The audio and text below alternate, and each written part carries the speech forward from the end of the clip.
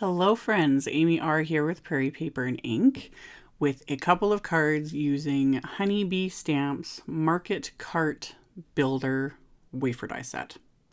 So as I like to do with die sets like this, I picked out all the cardstock I wanted to use, generally a bunch of scraps, because there's a lot of smaller die cuts and whatnot, so this is a great way to use up a bunch of scraps. And I trim them down for each die or die, like set of dies, depending on what I was, die cutting. And because I have a Spellbinders Platinum machine with the big, like 6x9 cutting plates, or 9x12, however, they're big. Yeah, they're 9x12. I was able to die cut everything from this die set in one pass. And since I was doing it, I did two. So once they're all die cut, it looks like this. Just simple. But you want to take it from this to this. So to get it more dimensional, some more color, some more detail, super, super easy. The first option is really cute too, because this is a really cute die set. It's got the emboss lines, all the things. You could just adhere it all together and call it a day. It's great. But simple little things to add to it. So one thing I'm using is the coordinating stencil. So this is the Market Cart Builder stencil, and it has the parts in the stencil to add stripes to the little awning into that little scallop border there. And this is definitely one of those things too where you could just die cut it from white and then do like multicolored stripes, because there's actually two portions of the stencil, so you can do the different stripes.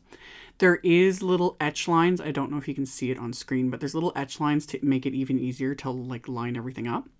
But I die cut it from pink cardstock, and then I'm just using different distress inks and a blending brush. Really, really simple. So I use the stencil for the little awning and whatnot, and then everything else I'm just blending with distress inks and a blending brush. Again, it just gives it that dimension. It's just an easy way to kind of take it up a notch when you're doing like builder die sets like this, or a die cut heavy card where you're not doing any stamping, etc.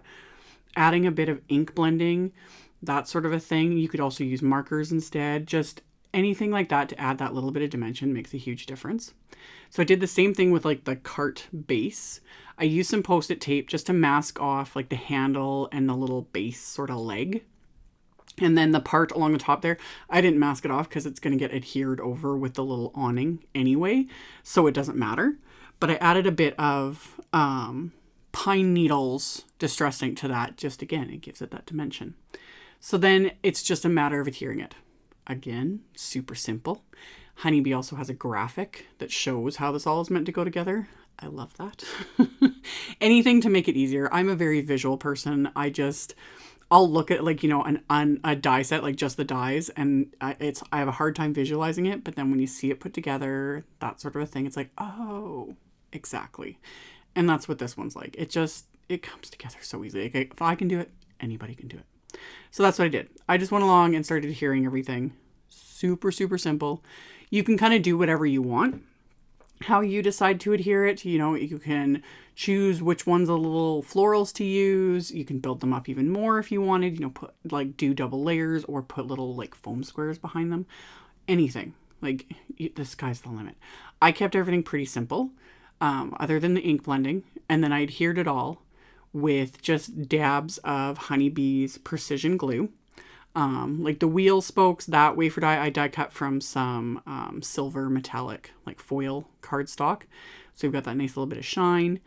And then after everything was adhered, like I said, you could leave it here, but I wanted to, add that little bit of extra dimension. So I just took Copic markers. And again, I'm not sure if you can see it on screen, but there's little embossed lines on the flowers, like little squiggles and whatnot, and the centers are embossed. So you can see where they are. So I just followed that with my Copic markers, and I added, centers to the flowers, and then kind of followed the squiggles. And then that's it. Simple. As always, you could end there. I'm going to add some splatter. I don't know. I had it in my head. I was like, it needs splatter.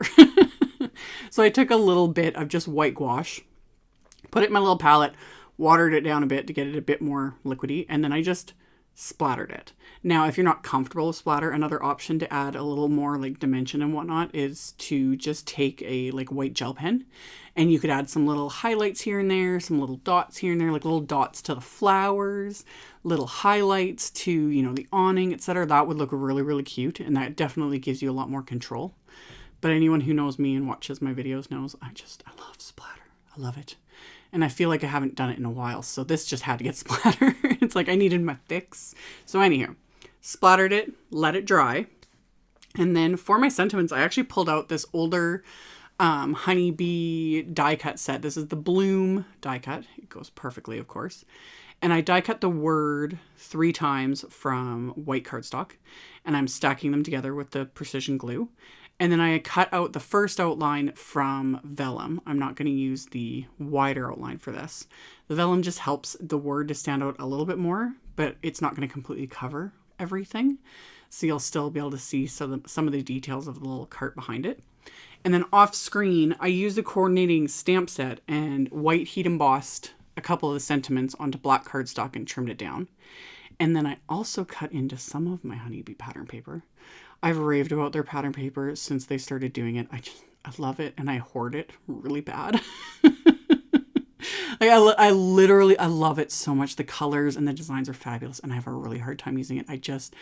I'm not even kidding. I will flip through the pack and get, you know, inspiration and love the colors, and then I put it away because I just can't. Anyway, I actually used some of it. I took the Autumn Afternoon pack, and I really love this brick paper. So I've got that cut down to slightly smaller than A2 size. And I'm doing some blending. And this part, I am actually heavy-handed. I'm not happy. Like, I made a big blob right there. And I'm working on my Tonic magnetic mat here. Glass mat works fine. Non-stick mat, when you're doing ink blending, that works great too. Scrap paper, whatever floats your boat. It all works great. But I wasn't happy with that part, but I'm going to adhere the grass over that. I used Honeybee's grass border wafer die to create the bottom portion, and blended just a little bit of the Rustic Wilderness Distress ink onto it. And then I'm going to adhere that over the bottom part now of that brick that I did not like how much I blended the ink onto. And again, it just, even if it's not necessarily die cut, like pattern paper, those sorts of things, like adding a bit of ink blending, it does give more dimension, that sort of a thing. So my background's now ready.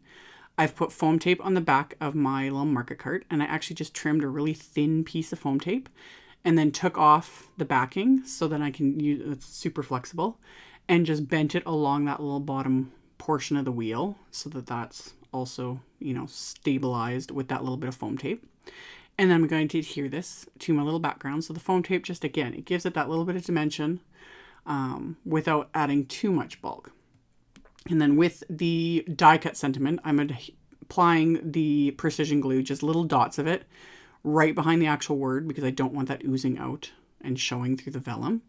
So just thin little tiny amounts right behind the actual die cut word, and then press that down, it's good to go. And then the little coordinating sentiments, I'm going to adhere with some thin 3D foam squares that I just cut in half because they're quite narrow little strips. So I'm just going to pop those across this so I can pop these on top of the cart as well. So it says, may your day bloom with happiness. And then I'm going to adhere this to a top folding A2 card base. So this will be a 4 1/4 by 5.5 inch card. And then off screen, I'd also used the My Favorite Flower stamp set and coordinating die set to make another sentiment. So that way I can add a little something to the inside. Just kept it basic. So I white heat embossed down to black cardstock and then die cut it with the coordinating wafer die, and then adhere that to the inside. And then I repeated this whole process for the second card. And then there's a final bit of embellishment because I had my splatter, but I still needed to add a little bit of bling. So I just took some white pearls from my stash and just kind of sprinkled those onto the card front, and then adhered them into place with the precision tip glue as well. And then once those are adhered, these cards are complete. So I love this die set. I think it's so cute. It's so cute. So as always, I will have links below the video to my blog post. I'll have a supply list. I'll link to all the supplies I used. You can check that out below if you are interested. Thank you all so much for watching and subscribing and thumbs upping and commenting. I very much appreciate it. And I will see you all very soon in the next video. Bye.